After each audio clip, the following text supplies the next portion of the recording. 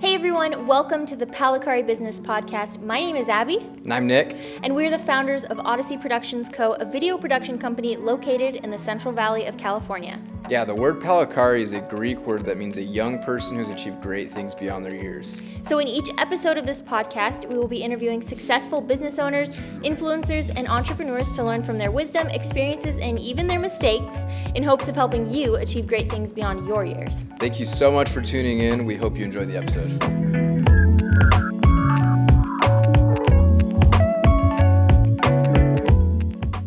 We're so excited to jump into this first episode, not only because it's the first episode, but because our guest is someone who we both love, Joe Poni. Yeah, Joe has been a huge just help to us. If we wouldn't be where we're at without Joe, he's helped us a lot as we've been growing ourselves. So yeah, we're honored to have him here. Yeah, thank you so much for being here, Joe. That means a lot. Well, I mean, it's my pleasure to be here today. Thank you so much. So just a little bit of a background about Joe. He is a best-selling author and an award-winning filmmaker. His passion for storytelling has translated to 15 years of experience across multiple genres. He's worked as a writer, director of photography, editor, and he takes pride in being able to use his talents where needed on any given project. When he's not filming, Joe enjoys going to comic stores, watching movies, and playing Sega Genesis. True. So, Joe, what Sega Genesis game is your favorite? It may sound cliche, but I love Sonic. Yeah. Oh, Sonic, okay. Did you see the new movie yet? I have, Yeah? yeah. I watched it with Benji, and for those that don't know, Benji's my son. I watched it with Benji, my nephews. Tanisha was there, and yeah, we loved it. Yeah? We really Good. did. Yeah, it was a good Love to movie. check it out. All right, so I guess we'll just jump right Yeah, into it. let's get into it. Let's So go. to start out, we just want you to share maybe a little bit about your background, your story, kind of where you came from, how you got to all the amazing things you've done now. Got it. Yeah. Well, in kindergarten, I was a little lad. No, Way back. I know, right? I always had this fascination to do fun things. And as a kid, I always was outside past the street lights. For many people, they had to go on when they seen the street lights turn on. For me, my parents didn't care that much about me. I always found myself out a lot. But I always loved to have fun, and I always played with action figures and things of that sort. Watched wrestling, was in pop culture. That was kind of like my life. And in my 20s, I really didn't know what I wanted to do. I'll take that back. When I was in high school, I really didn't know what I wanted to do for a career, for a living. But I always had this desire to do something for others, and that was something that always fueled me. It always, pushed me to do something great. But for a lot of my years, I didn't know what I kind of wanted to do for a career, or kind of like what I wanted my life to look like. So it's interesting how I went from there to where I'm at now, and I kind of have a clearer picture. But when anybody ever asks me, like, what's your 5-year plan? Or, what I mean? Yeah. What do you want to do? Yeah. What career path? I'm like, I don't know. So relatable. Yeah, and what was sad was that when you didn't have this idea of what you wanted to do, to family members or to aunties or uncles at, family events, or from people that were, leaders or distinguished people in the community, when you didn't know what you wanted to do and they've asked you something like that, it was almost as if they seen you less than, you know what I mean? Yeah. And I decided very early on in my life that I wasn't going to, allow people to look at me, in a different light than how I looked at myself. So in situations like that, I would just smile and be like, I'm currently exploring my options right now between an astronaut and a rock star. I'll tell you how it turns out, So I made, light of it. But in society, when you don't know what you want to do, you kind of look down upon it a little bit. Yeah, no, definitely. That's definitely how I think most people, maybe not, maybe it's just me and I feel like it's most people, but I definitely have that same sort of idea of where growing up is like, oh, I don't know. I don't even know what I'm doing right now, you know, let alone what I want to do and Right. be doing in 5 years from now. So And it's pretty interesting because like society puts this pressure on you, you know, to have your life kind of mapped out when you're 18 or 17.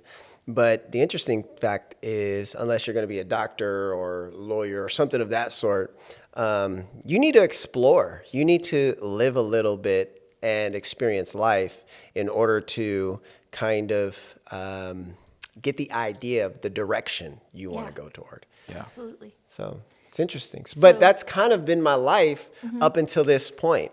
And to be honest, I'm still winging it in some way, shape, or form today. Good. That's isn't? encouraging to hear. Yeah. And I say that, and you know, there's also a flip side of it. You know, I think, you know, I don't know if you have any questions along the line of, you know, where I am today or things of that sort. But I do have a general vision that maybe we can talk about later. But along with that vision, you know, I don't have the step-to-step process all figured out. You know, Yeah. I think Yeah. that's relatable to many people. Yeah, Yeah. absolutely. And so you went from kind of not knowing what you were going to do. Now, like, you're super successful in a lot of areas. So, but starting out, you started with video, right? So how did you decide I want to start working in video. That's what I want to do. And you moved in that direction. Right. Well, you know, I always liked to do video. Always had a knack for it. But did I say that correctly? Nat? Is Yes. that okay? Good. Okay. I was like, okay. I want to sound smart. Joe making up words here. Exactly. Yeah. So I always had this, you know, desire to do it and to tell stories. And I never did it for a profession, only for a hobby. And it wasn't until I was let go at my job that I was working at. I was working in marketing, and I was let go at this position that I was in just due to economic change, you know, where things had to be tightened up in payroll, and I had to get let go. Around that same time, I, you know, had a wife, and she was pregnant, and nobody knew yet. I didn't even know. She told me, and I was like, great. Yeah. Perfect Dang it. timing. Yeah, exactly. But it was around that time where I really started to think, like, okay, what do I really want this next phase of my life to look like? And I thought to myself, you know, I'm really good with my hands. I can work in construction. My father owns a construction business. I could do that full time, or I could take a chance at something that I like to do, you know, and I'm interested in finding out about. Around that same time, I asked my wife if we can take the little savings that we had and invest it into some equipment. I think we can make something successful. And I asked her if she could give me 9 months to do something with this business. And if it works, then we're set. If it doesn't, I'll take up construction. Yeah. And thankfully it worked. And here we are 7 years later, running this video production business. Do you think that putting that time limit on yourself was like was a help to you to like really like set that goal? Like, okay, 9 months is what I have. If it's like it's gonna work or it's not. Yeah, and it was a calculated decision because around that same time, I looked at the market. I did some market research. I think it's always important before you take a risk that you make a calculated risk. There's these hustle gurus that are just like, do it, just do it. Yeah. You know? And that's not feasible for everybody.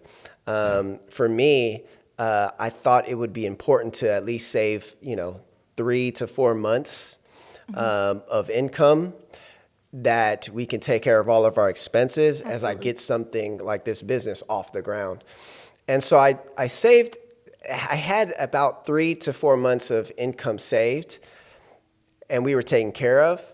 But before I even took that leap of faith, I did market research. I seen that video production usage or video usage was like at an all-time high, and how, at that time in 2015 was about, 60% of the social media experience. Yeah. So I thought to myself, I believe that companies are going to start heading in this direction. And so the market looked great. I had my plan of escape in order, and the risk that we took was a calculated one, and it worked. So that really helped. Awesome. Yeah, because risks obviously takes a lot of courage to take a risk anyway, so that was amazing. But also having that, making sure it wasn't like a stupid risk, like you checked and made sure. Yeah, that's really cool. So all this was happening while Tanisha obviously was pregnant, and then Benji came along. So how did you, as you're continuing to build your business, how did you balance that with having a wife and a newborn kid? Such a great question. Well, although I kind of knew what I wanted to do, didn't know what I wanted to do, was taking this risk with this new business, I always envisioned what I wanted my life to look like. And when I had a son, I started backwards, so to speak, in vision. Like, vision to me is super important. I believe we are the visionaries of our own life. We can envision a future that we want to live, and then we can make a plan to get there, to make it happen, whether it's a business idea, whether it's the life you want to live. For me, it was the life that I wanted to live was spending time with my son. And I didn't want to miss those valuable moments. And so I created this idea of working from home. I was like, wow, well, I really want to work from home. I really want to spend time with the family. And it was this business risk of starting this video production company that was my idea, that I can work from home a lot. And also, if I work out in the field, I will still have time to come back home because the majority of my workload will be from home, editing. And what happened is that I envisioned that life that I wanted to live with family, revolving around family, and it happened. To me, family is important, and so I wanted, that family first mindset instead of like work first mindset. That's really awesome. Good. Yeah, I think we definitely agree with that. So another thing I want to talk about is actually your book. So Joe wrote a book called Follow Your Curiosity. You want to hold up? Oh, sure. It's really good. It's an encouraging book. It's all about figuring out what you're supposed to do with your life. On the title, it says The Uncharted Path to Your Success. So I wanted to ask you some questions from your book, too, if that's all right. Of course. So in your book, one of the things you say that I think when I was reading it the first time was one of the things that caught me the most off guard, but it resonated with me, was you said that following your passion isn't necessarily the best advice when you're trying to figure out what to do with your life. So what advice would you give to somebody trying to figure that out? Right. So this was like written in 2020 when there was I think there was 30 million people unemployed, and I was, working from home, and so many people was in a place where they were resetting, recalibrating, thinking like, where's my life even going? There was like this great resignation. People were quitting their job, and a lot of the advice on social media, a lot of the advice with hustle gurus, they were saying, follow your passion. And to me, follow your passion is the worst advice, because what if I don't have a passion? What if I have many passions and don't know which one to choose from? I personally didn't have a passion, and I would hear this advice all the time, and it would make me feel like something was wrong with me. Yes. Because I didn't, have a place to start. And what I've discovered is follow your curiosity is the best advice, greater than follow your passion, because everybody has something they're curious about. Everybody has something that piques their interest. And that's the perfect place to start, because passion isn't a place that you begin. It's a trait that is developed over time after you put your work, your time, your energy into something. That's when passion is created. It's not something you're born with. However, you're born with curiosity. My son Benjamin was curious about everything. He put everything in his mouth. He had to taste it. He had to feel it. He had what he's seen. He had to experience it. And for us, we're the same way. I think we have to experience something in order to truly find if it's engaging enough, if it delivers enough energy within what we want to do in life. And that's what creates something that we find pleasure in. Yeah. That's good. Definitely. So I love that because it's a lot more practical, right? Than when people say follow your passion. It's like, well, that doesn't really. I mean, it sounds great on paper, and it sounds great, but like I don't know what to do with that. Yeah, so it's really cool that you added that into, follow your curiosity. Can you give like an example or like show them really what that means, like For sure. following your curiosity? Yeah. You could start off on what best interests you. Like, what's your best interests and what you fascinated about? That's the perfect path to choose, whether it's in business, whether it's in hobbies, whether it's in personal relationships. Exploring what you're naturally curious about or naturally fascinated about is super important, because that's the place where you could discover what career you would want to choose.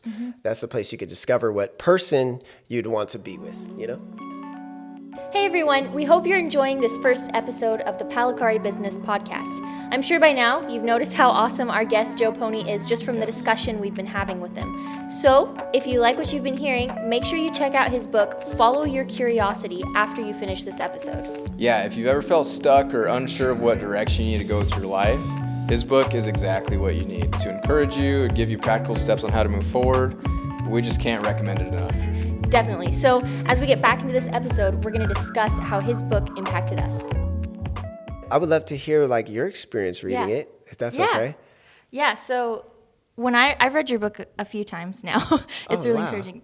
Each time I read it, something different stood out to me.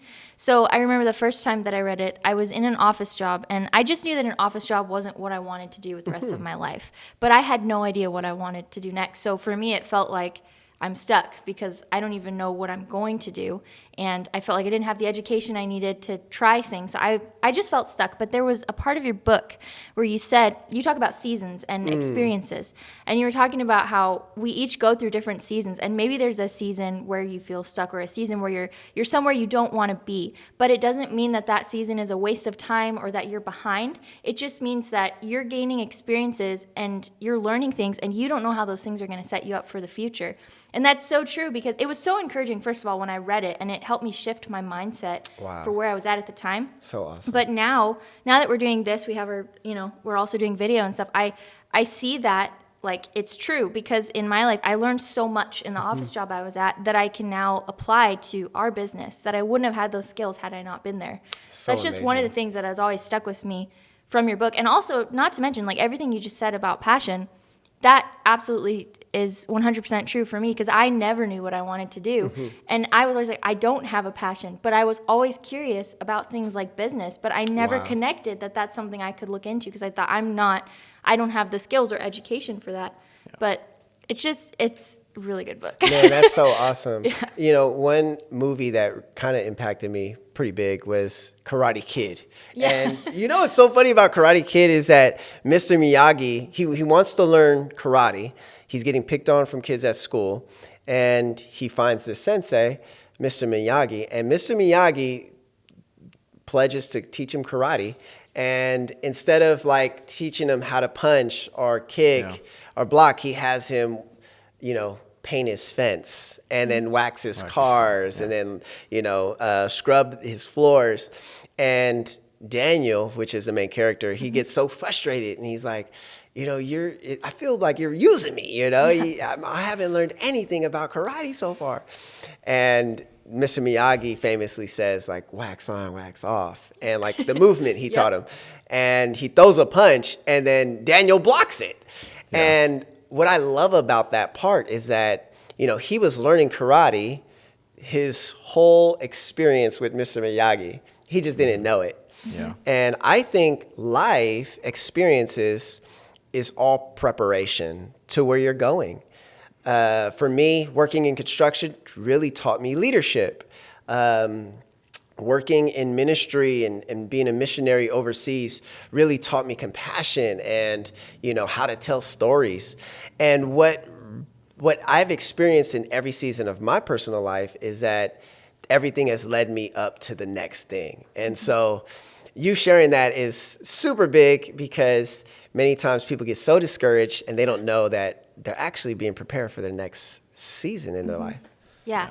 That actually leads me to another question too, because you also talk a lot about creativity and how everybody is creative. I've heard so many people say, "Oh, I'm not creative. No, oh, I couldn't do that. I'm not creative like you, or I don't have that much creativity." Can you like give your thoughts on that? You know, it's funny that you mentioned that. There was a research that was done. There was a study that was done, and I forget the professor that did it, but they examined kids in kindergarten, and they examined like their IQ, and they examined their problem solving ability, and all, if not all, but all 99% of those that they examined surpassed genius level. They were all labeled geniuses. And I think that the criteria was like different ways to solve one problem. Well, as they grew older, they continually requested. Oh my God. Why? I'm sorry. No, it's okay. But as they got older, they continually retested these students. And what they discovered as they retested them from their fifth grade experience to their high school experience into their adulthood is that each year their IQ, their genius level, decreased. Wow. And what the research discovered was that since people here know a lot, many times people hear no, they hear, fall in line, they hear, be quiet, they hear, don't cause a ruckus. That conditions them and it kills their creativity. Many times people can rediscover their creativity by just being childlike. And so for the people that are discouraged, that don't feel like they're creative, I want to encourage them to rediscover their childlike nature, their childlike wonder, and give themselves some credit, because many times people are very creative and they just don't even see it, whether it's being for numbers or working for their job or problem solving.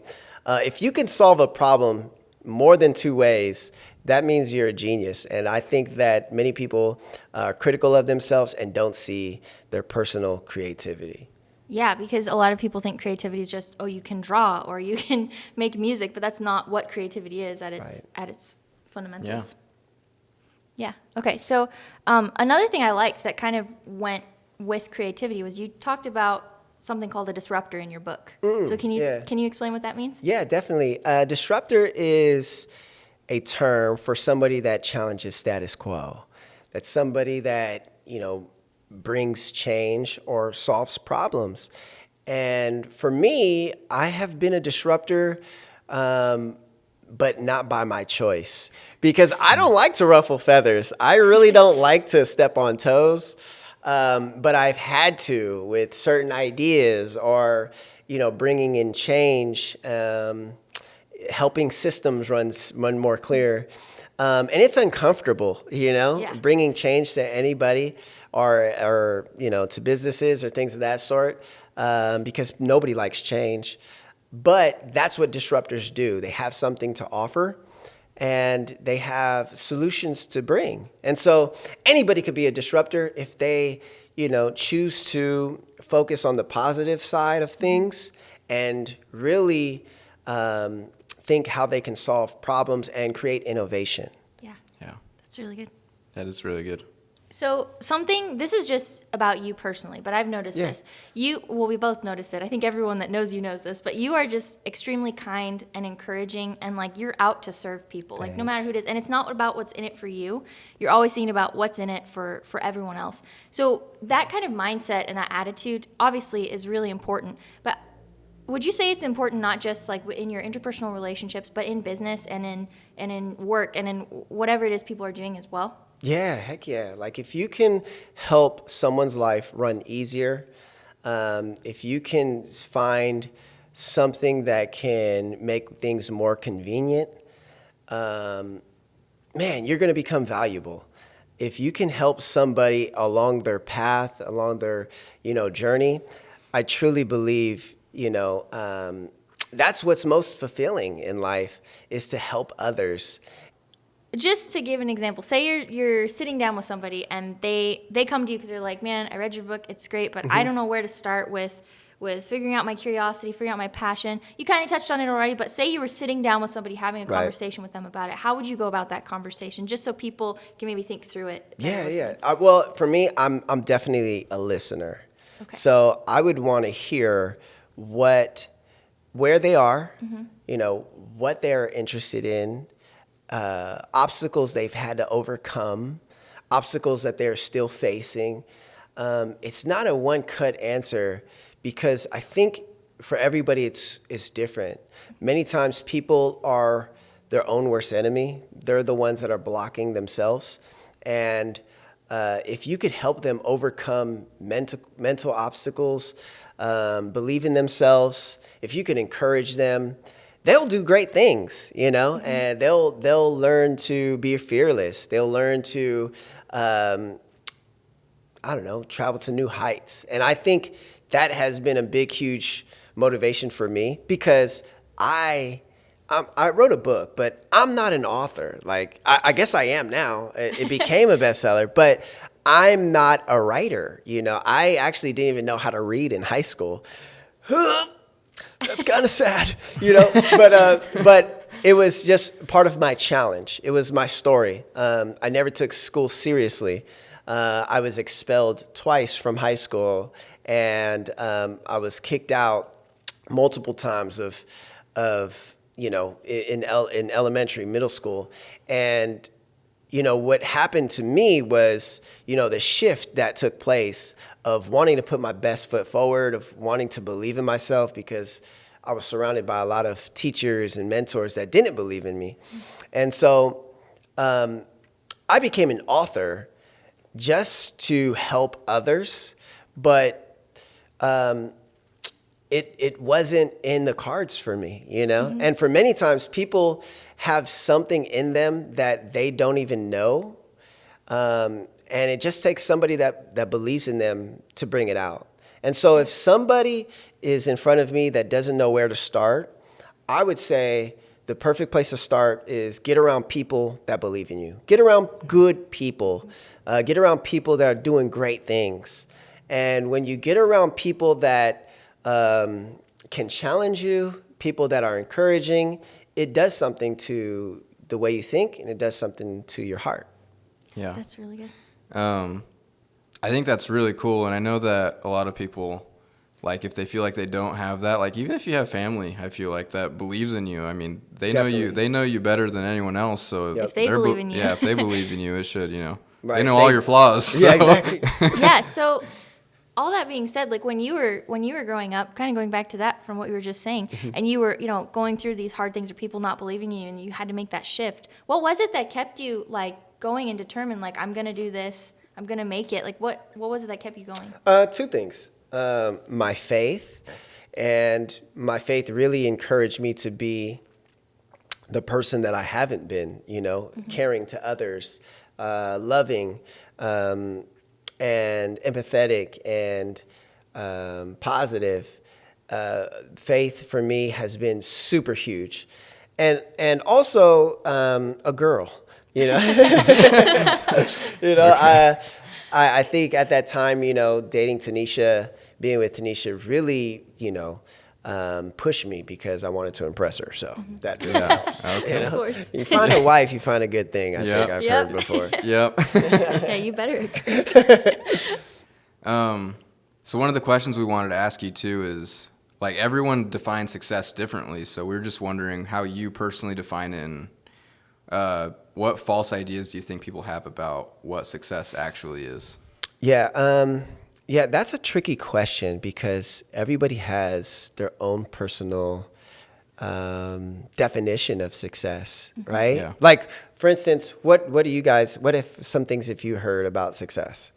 Oh, if you're able to be financially, like, you're able to have enough finances. Yeah. If you have successful relationships, if you're healthy, if you're. Yep. Yeah, I think a lot of the idea of success is the American dream, where it's like, oh, I have my 2-story house, I have $1 million in the bank, I have my nice fence, and Jeez, I that's have a nice. nice Ferrari, whatever everybody wants. I think a lot of people define success as things, like material things, more than anything else. Yeah.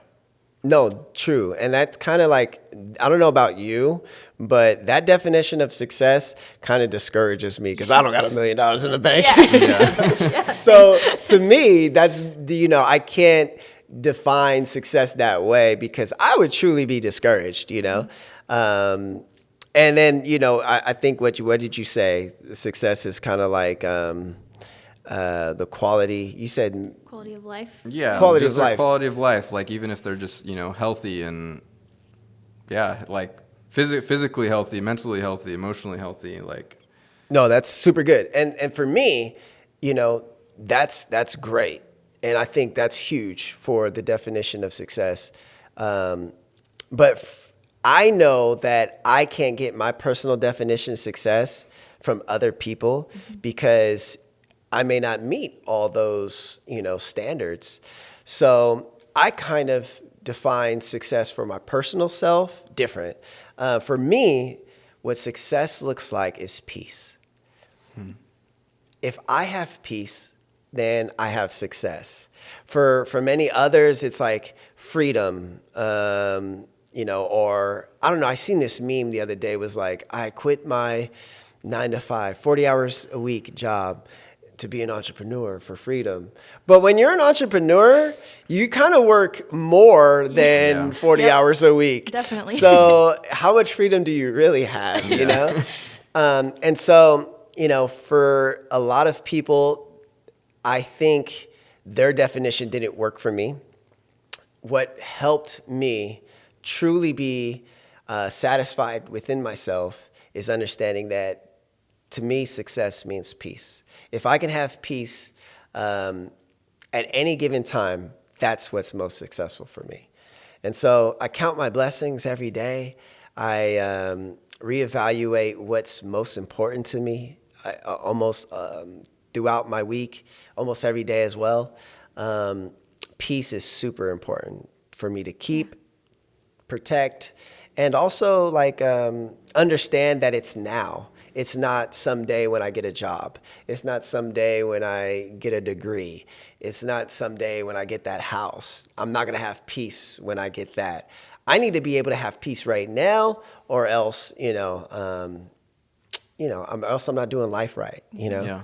Yeah, like you should be happy where you are right now. It shouldn't be, because if it's always about, oh, if I get this, then I'll feel successful and be happy, because then you're never going to reach it. You have to be able to be happy where you are now and feel successful now. So you have to decide that. Right, because a lot of people are not even happy when they get those things, Yeah, right? Exactly. Exactly. And then they make a new, they're always going to keep wanting more and more and more, and you can't ever have more than you have. Right, like when I get married and then they get married, they're like, this sucks, Or like when they like, I'm gonna be happy when I get kids, and then it's like, I'm gonna be happy when I get rid of these kids. Like it's never ending for sure, and it's kind of unattainable. So I could easily get discouraged, and it just depends on my focus. If I focus on something too long that's not encouraging, man, I think I might be discouraged. So everything I do evolves around protecting that peace, and making others feel encouraged as well too. Yeah. It's really good. You brought up that you reevaluate a lot of times what your values are and stuff like that. And I think that's awesome because I feel like nowadays people are always busy and don't have time to actually sit down and think. Sheesh, and some yeah. people are so busy like with business, and being successful that they don't actually take that time to like do that, which is super important, reevaluating. Right. So touching on that, I would want to hear like what your day looks like, because a lot of people that are think, oh, successful businesses just work, no time Right. for anything. So I'd like to actually just hear what your Right. what like your daily routine would look like. And Yeah, I think the quality of your business is important. The quality of your mental health is important. The quality of your success is important, because you could start a business, you can have a business, but again, like what you just said, you can work, And although you got free from your employer, you know, your business is now your boss, you know, and like you're working for this boss now that is requiring all your time, all your energy. For me, I did not want that for my personal life. And so what a typical day looks like is I like to start off, you know, at 9 o'clock.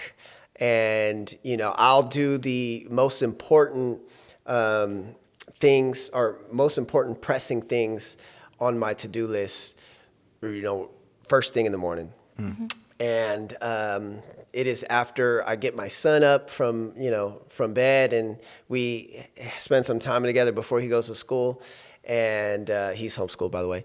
And then I start my day. And then around, you know, 1 o'clock, he's out of school. I'm off of work, and we have fun. Like, that's a big part of my life is having fun. And spend some family time after in the evening. And then around 8 o'clock is when I reevaluate my day, and then also get my mind around what I got to do the next day. Yeah. So that's what my day looks like when it comes to working from home, if I'm not working in the field. Yeah. But that's the flow that I like. You know, that's the flow that really helps. And if there's special projects that I'm working on, like let's say I just finished this documentary, I will, you know, do my extra activities or extra projects at night. Yeah. So yeah, there's seasons where it gets super busy. Right now I'm writing a children's book. And that is so exciting. Yeah, it's pretty cool. It's pretty fun. I'm also illustrating it too. So that's cool. Gonna be awesome. That's cool. Yeah, it should be awesome. It should be cool. I wanted to do watercolors, and so I was like, man, you know, I want to do some watercolors. I also want to do some oil painting, and so I just started learning about oil painting, you know. And so at night is when I really get to that particular stuff that I'm doing, and so that's kind of like my typical day. And it is what my workflow kind of looks like. That's really encouraging for me. I think I can speak for both of us on this, but we, like, if we're not working or, like, we feel like we didn't accomplish enough, you know, like, we feel like we can't have some of our own free time. Sometimes we're like, oh, I'm not successful enough yet. I gotta keep working. I don't have time to, you know, smell the roses and stuff like that. So it's really encouraging to hear people that have made it and are... You set aside time, like, this is when I'm working, and then I am taking a break. Like, no matter what, I'm going to spend time with my family. Yeah. That's super important for me, because if not, I'm not a better me, right? And so I need to be able to get some sleep in. I need to be able to watch something inspiring. You know, I'm always watching movies, and it just helps my life. You know, it helps me to be a better person too. So that's awesome. I love it was so interesting because you just threw in, you know, that you're writing a children's book, which is awesome, but you said, like, you wanted to do watercolors, so you're learning watercolor, and you're just going for it. And I love it because I think a lot of people, including me, I've done this before. It's like, I have something I want to do, but I feel like, oh, I don't know enough about that, or, you know, I could never do that, or people think I'm silly because that's not who I am, things like that. But the thing about you is like your book says, you follow your curiosity. You do the things that you feel like, I want to try this, and you go for it. So would you say that that's something you had to develop, or that kind of courage that's just there? Or Yeah, I've had to develop. And it's something I have to practice, because the fear of failing, the fear of getting it wrong, the fear of sucking, you know, is a constant voice, you know. Yeah. But I have to choose in those situations to explore. You know, I have to choose in those situations to truly find out for myself and just try it. You know, I think if we could try something for ourselves, and or I would put it this way: what will your life look like if you had no fear? That's good. Would it look differently? If so, do it. You know? Awesome. And so I don't know. I think that's something that I'm doing right now with this children's book, is that I'm choosing not to think of past failures or disappointments, and just choosing to do something that I think would be fun. Yeah. And I'm not saying you will, but even if you did fail, you wouldn't let that hold you back or something, right? You would just keep trying, because... Yeah, that would suck, though. Yeah. I'm like, well, that didn't work. Yeah. But I think it was like, the man who invented the light bulb. Oh God, Ben Franklin? No, he was a rich Thomas guy. Edison. Thomas Yep. Edison. Yeah, I think it was Thomas Edison that discovered I don't know how many other ways to not make a light bulb. And it's not failure; it's an experiment. And you may or may not have to use that on your podcast because it probably doesn't make sense. But yeah, I think there are experiments, and scientists fail all the time, and they're still called as scientists and looked at as prestigious and That's true. I as never thought about that. social standards. But those guys fail every single day, and I think that it's important to have your test runs and trial runs to create different Yeah. types of things. Yeah, like people say, you miss 100% of the shots that you don't take. Do you think that there's like an overdoing that though, even? Like taking too many shots? Yeah, especially when you're like watching American Idol and you see all these people that really don't know how to sing. Like, you should just stop. Okay? Shouldn't have come on. Yes, there's after 2 or 3 attempts, like, hey, call it quits, buddy. Yeah. Hang up the gloves. But how would you know if you didn't try? Exactly. Yeah. Okay. There's wisdom. You try, you fail. Maybe you shouldn't try this one again. Right. But maybe, yeah, that makes sense. That's exactly what you said in your book too. You said that the path to success. I have the quote written down. The path to success isn't a straight line. It's messy and all over the place, and that goes with that. For sure. Yeah, it's like when you're creating a waffle. One of my mentors has this analogy. Your first waffle is going to be jacked up. It's not until your 3rd or 4th waffle to where you're really in the groove and it looks great. So when you try something new, it's not going to be perfect. So don't put that expectation on yourself. Your first time trying something new is going to be a little messy. But as you get the hang of things, it's going to get better and better and better. And that's what I would like to encourage everybody when they're making waffles or trying Waffles something of new. life. Good. I like that. I like that. Yeah, that's really good. So I do have one last question for you. Just since it's a business podcast, if someone was going to start a business, what tips would you give them just starting out, brand new? Wow, that's tough. That's really tough because it's easier when you know the business, or know what industry that business is going to be based in. Yeah, You could kind of give better detailed advice. But my advice would be simple. It would be it's kind of cliche, and it's something that you've heard over and over in this podcast, but you got to get around other business professionals. You have to get around other people that are killing it, other do-or-diers, that know a thing or two about the field that you're in. Having mentors, are important. I think what separates the greats from those that aren't is mentors, is people that, can pour into your life, people that you can ask for advice. And that's something that I would encourage new business owners because it's lonely running a business. But if you can have a community that you can rely on or be part of, that would be my go-to advice. That's awesome. Having a mentor is awesome, but for someone who wanted to take action on that, what would you say is a good way to find those mentors and get access to that? Yeah, I think just reaching out to people you admire, reaching out to people that are crushing it, reaching out to people in your industry that are doing an amazing job. You can reach out to them by simply emails, DMs, and just, asking a friend of a friend, humbling yourself and asking, 10 minutes of your time over some coffee. What do you have to lose? That's how I've grown in my particular industry.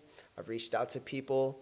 I've asked friends if they knew of anybody, and typically that worked. There's many ways that people do, many organizations and things of that sort, but that has been a way that has helped me most. It's just reaching out to people that I know are killing it and seeing where it happens and seeing where it takes me, and it seems to work.